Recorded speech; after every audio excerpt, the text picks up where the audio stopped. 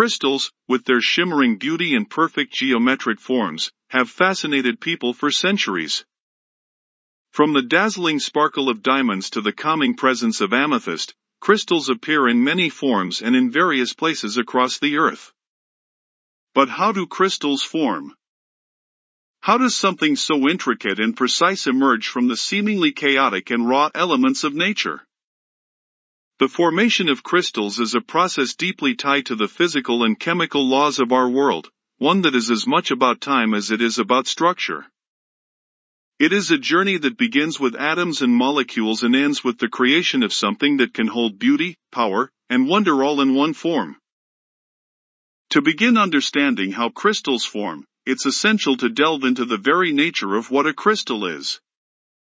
At its most basic level, a crystal is a solid material whose atoms or molecules are arranged in a highly ordered, repeating pattern. This arrangement is what gives crystals their characteristic shape, whether it's the six-sided prism of a quartz crystal, the cubic structure of pyrite, or the intricate forms of snowflakes. Crystals are defined by their structure, and this structure emerges from the way their building blocks, atoms and molecules, come together in bond. But what drives this process? How do atoms and molecules know to arrange themselves in such an orderly fashion? It all comes down to the conditions in which they form. Crystals are created when a substance transitions from a disordered state, like a liquid or a gas, to an ordered solid state. For example, when a liquid cools, its molecules slow down and start to stick together. Under the right conditions, these molecules will align themselves into a repeating pattern, and a crystal will begin to form. This process is called crystallization. Crystallization can happen in several ways, but perhaps the most common method is through the cooling of a liquid. When molten rock, or magma, cools beneath the Earth's surface, for instance, the atoms within it begin to arrange themselves into crystal structures.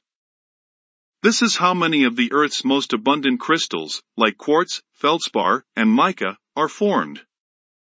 The slower the magma cools, the larger and more well-formed the crystals can grow. This is why we find large crystals of minerals in some rocks, such as granite.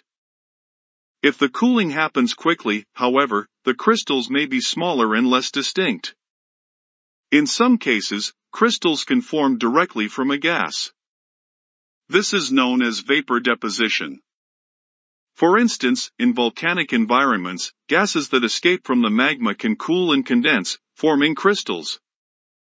This is how some of the crystals found around volcanic vents, such as sulfur crystals, are formed. The gas particles come together in the cooler environment, slowly building the structured form of the crystal. Another way crystals can form is from a solution, which is a liquid that contains dissolved substances. When a solution becomes saturated, meaning it can't hold any more of the dissolved substance, that substance begins to precipitate out of the solution, forming crystals. This is how salt crystals, for example, are created. When water evaporates from a salty solution, the salt molecules are left behind, and they begin to bond in an orderly pattern, forming crystals. If you've ever boiled salt water and noticed the salt left behind after the water evaporates, you've witnessed the basic process of crystallization from a solution.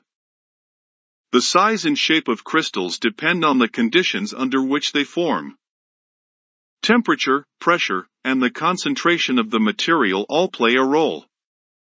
When conditions are ideal, when a solution is saturated, and the temperature and pressure are stable, crystals can grow larger and more symmetrical. But if the conditions are less than perfect, the crystals may be smaller or more irregular. For example, when a solution cools too quickly, the crystals may not have time to grow into their full form, resulting in smaller, less perfect crystals. However, given enough time and the right conditions, crystals can grow to be incredibly large and perfectly formed. One of the most fascinating aspects of crystals is how they reflect the environment in which they form. A crystal growing in a low-pressure environment may take on a different shape than one growing in a high-pressure environment, even if they are made of the same material. This is why crystals of the same substance, like quartz, can come in so many different shapes and sizes. The hexagonal structure of quartz can be long and slender, or short and stubby, depending on the conditions in which it grows. The same is true for diamonds, which are another type of crystal. While all diamonds share the same carbon structure, the way they grow, whether in a high-pressure volcanic environment or in a laboratory, determines their final shape and clarity. The process of crystal formation is not a quick one. While some crystals can form in a matter of hours or days, others take thousands or even millions of years to grow. This is particularly true for large crystals, which grow slowly over long periods as atoms and molecules continue to add to the growing structure. In caves, for instance, some of the largest crystals ever discovered, such as the giant gypsum crystals in Mexico's Nica mine, took millions of years to form. These crystals, some of which are over 30 feet long, were created in a hot, water-rich environment where gypsum dissolved in the water slowly crystallized over time. The process of crystal growth is also influenced by the purity of the material. In a pure solution, the molecules have more freedom to form perfect crystal structures. But in the real world, impurities are common. These impurities can disrupt the orderly arrangement of atoms, leading to imperfections in the crystal. This is why many natural crystals have flaws or inclusions, tiny bits of other materials trapped inside them. While these imperfections may detract from a crystal's visual perfection, they also tell a story of the environment in which the crystal formed. One of the most striking examples of how impurities affect crystal formation can be seen in gemstones. Gemstones are simply crystals that have formed in such a way that they possess beauty and rarity. The color of a gemstone is often determined by the impurities within the crystal structure. For example, pure quartz is colorless, but if tiny amounts of iron are present during its formation, it can take on a purple hue, becoming amethyst. Similarly, corundum, a crystal that is typically colorless, can turn into ruby if it contains traces of chromium, or sapphire if it contains titanium or iron. In some cases, the presence of other elements can create stunningly beautiful and complex crystals. Opals, for instance, are formed from silica and water, but their vibrant colors come from the microscopic arrangement of silica spheres within the crystal structure. When light hits the opal, it refracts through these tiny spheres, creating the dazzling array of colors that opals are known for. This process, known as diffraction, is a reminder that even at the smallest levels, the way crystals form can lead to extraordinary natural beauty. Crystals also play a critical role in the natural world beyond their aesthetic appeal. In biology, for example, many living organisms rely on crystals for survival. Some marine animals, like mollusks and coral, create shells and skeletons made of calcium carbonate crystals. These crystals form through biological processes that are carefully controlled by the organisms themselves. Similarly, in the human body, bone is a composite material made up of both organic proteins and inorganic crystals of calcium phosphate. The formation of these crystals is essential for the strength and structure of bones. Even the technology we use every day depends on crystals. Silicon, the material at the heart of computer chips, is a crystal. The precise structure of silicon crystals allows them to conduct electricity in a way that makes modern computing possible. In fact, many of the devices we rely on, from smartphones to solar panels, use crystals in some form.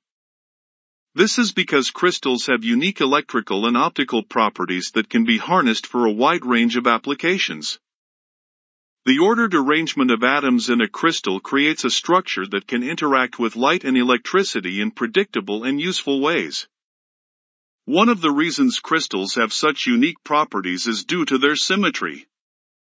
A crystal's symmetry is determined by the way its atoms are arranged, and this symmetry gives rise to the crystal's external shape. For example, cubic crystals, like those of salt, have 6 faces and right-angled edges because their internal structure is also cubic. The symmetry of a crystal affects how it interacts with light, which is why crystals often sparkle or refract light in interesting ways. This is also why certain crystals, like quartz, can be used in technologies like watches, where their ability to oscillate at precise frequencies makes them valuable for keeping time. Crystals are also prized for their metaphysical properties. Throughout history, people have believed that crystals hold special powers or energies. From ancient civilizations to modern-day spiritual practices, crystals have been used for healing, protection, and meditation. Each type of crystal is thought to have its own unique energy, which can be harnessed for different purposes. For example, clear quartz is often used for clarity and focus, while rose quartz is believed to promote love and compassion. Whether or not these beliefs hold scientific merit, the cultural and spiritual significance of crystals adds another layer to their appeal. In addition to their beauty and practical uses, crystals also provide scientists with important clues about the history of the Earth. By studying the crystals found in rocks, geologists can learn about the conditions that existed when those rocks were formed. For example, diamonds, which are formed deep within the Earth's mantle, can contain tiny inclusions that provide information about the temperature and pressure at the time of their formation. Similarly, the study of ice crystals in glaciers has allowed scientists to reconstruct past climate conditions, offering insights into how the Earth's climate has changed over time. The formation of crystals is a process that spans the realms of geology, chemistry, physics, and even biology. It is a testament to the intricate and orderly nature of the universe, where atoms and molecules, following the laws of nature, come together to create something both beautiful and functional. From the smallest salt crystal to the largest gemstone, the story of crystal formation is one of time, patience, and the incredible forces of nature at work. Whether we admire them for their beauty, use them in our technology, or study them to unlock the secrets of the Earth, crystals remind us of the remarkable complexity and order that exists in the world around us.